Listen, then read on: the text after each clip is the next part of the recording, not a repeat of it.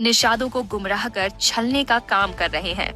Doctor Sanjay Nishad Ashok Nishad Deoria जिले के रुद्रपुर विधानसभा क्षेत्र के ग्राम सभा जंगल पिपरा में भारतीय सर्वजन पार्टी के कार्यक्रम का आयोजन इंजीनियर रणजीत निषाद के नेतृत्व में किया गया, जिसमें बतौर मुख्य अतिथि के रूप में पार्टी के राष्ट्रीय अध्यक्ष अशोक निषाद पहुंचे।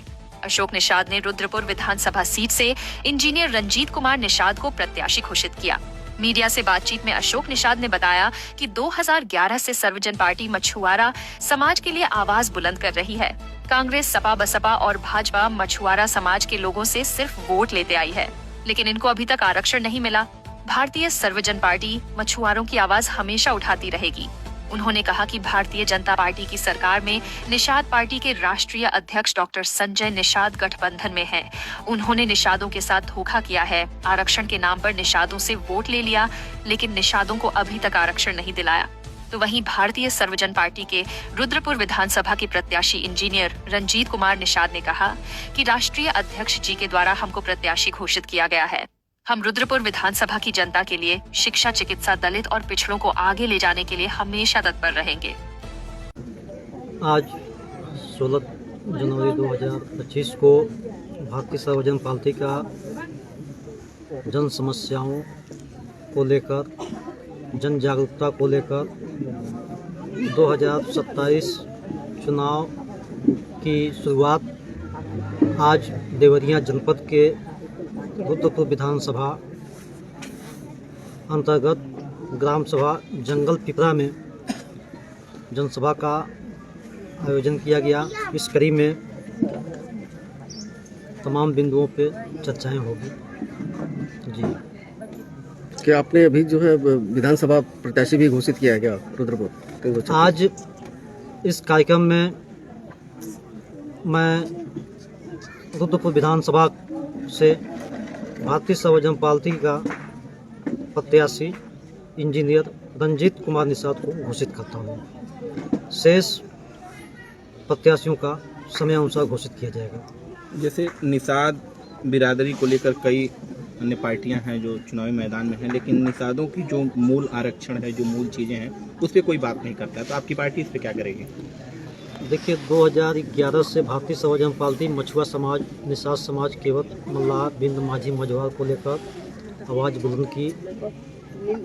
बीजेपी और कांग्रेस और सपा बसपा ने अपने राजनीतिक षड्यंत्र से इन 17 जातियों का आरक्षण लोकसभा में पास नहीं होने दिया है। फिर भी भारतीय सर्वजन पार्टी आवाज़ निरंतर उठाएगी और संघर्ष करके चुनाव भी लड़ेगी। सत्ता में आएगी तो भारतीय सर्वजन पार्टी निषाद, केवट, मल्लाह, माझी सहित 17 जातियों को आरक्षण का लाभ दिलाएगी। डॉक्टर संजय निषाद ने पिछले विधानसभा चुनाव में कहा था कि अगर भारतीय जनता पार्टी की गठबंधन हमारी सरकार आती है तो निषादों को आरक्षण मिलेगा, लेकिन अभी तक निषादों को आरक्षण नहीं मिला। तो क्या लगता है कि एक तरफ निषाद उनके भी तरफ हैं और एक तरफ आपकी तरफ, क्या लगता है निषादों को आरक्षण मिलेगा? देखिए, विगत 2014 से 2025 तक भारतीय जनता पार्टी की सरकार पूर्ण बहुमत में बनी है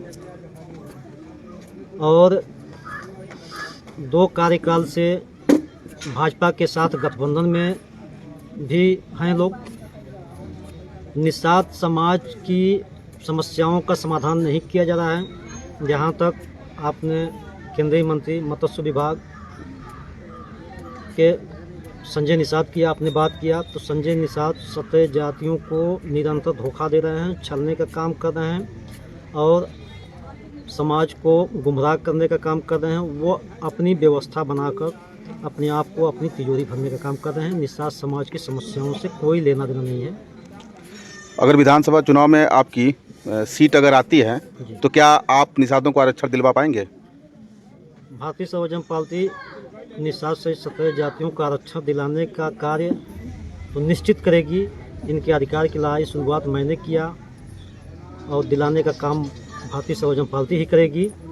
इसके साथ ही सर्वजन विचारधारा के साथ समाज के सभी वंचित मिडिल क्लास के लोगों को अधिकार दिलाने का काम करेगी, उनकी शिक्षा, रोजगार और नौकरी दिलाने का काम करेगी। इन्हीं बिंदुओं के साथ मैं ये भी कहना चाहता हूँ कि उत्तर प्रदेश के मत्स्य विभाग के मंत्री जी अगर चाहें तो 50,000 युवाओं को सरकारी नौकरी मत्स्य विभाग में दे सकते हैं। लेकिन मत्स्य विभाग के इसके पूर्व के मंत्री भी 1,000 लोगों को भी नौकरी नहीं दिए और वर्तमान मत्स्य विभाग के मंत्री ने भी 1,000 लोगों को नौकरी देने का कार्य नहीं कर पाए हैं। भारतीय समाजवादी पार्टी की सरकार अगर बनती है तो उत्तर प्रदेश में मत्स्य विभाग से 50,000 युवाओं को नौकरी देने का काम करेगी। हमारा मुख्य मुद्दा रहेगा एजुकेशन का, हेल्थ का और पिछड़ों और दलित को आगे ले जाने का। और हमारा ये उद्देश्य है कि हम विधानसभा 336 में इंजीनियरिंग कॉलेज, मेडिकल कॉलेज और लॉ कॉलेज खोलें कि हम बच्चों को घर से जो है डॉक्टर बनाएं, वकील और DMST बनाएं। आप इंजीनियर होने के नाते अब राजनीति में भी शुरुआत कर रहे हैं, तो कितना इसमें मेहनत करना पड़ेगा, क्योंकि आप शुरू से ही कड़ी को कड़ी जोड़ने वाले हैं और इस बार आपको समाज में भी कड़ी जोड़ना है, तो कितना मेहनत करना पड़ेगा? और मेहनत तो काफ़ी है और हम लोग इसमें ज़रूर आगे बढ़ेंगे। रुद्रपुर निषादगढ़ माना जाता है, तो यहाँ भारतीय जनता पार्टी से भी निषाद कैंडिडेट उतारा जाएगा। फिर उसके बाद अन्य कई पार्टियां हैं, तो क्या जो है कि कितना लग रहा है कि आप कितना टक्कर दे पाएंगे? कितना टक्कर दे पाएंगे? कोई टक्कर में ही नहीं है, हमारे कोई टक्कर में ही नहीं है इस विधानसभा से। विधानसभा 336 से इंजीनियर रंजीत कुमार जरूर भी नहीं हो।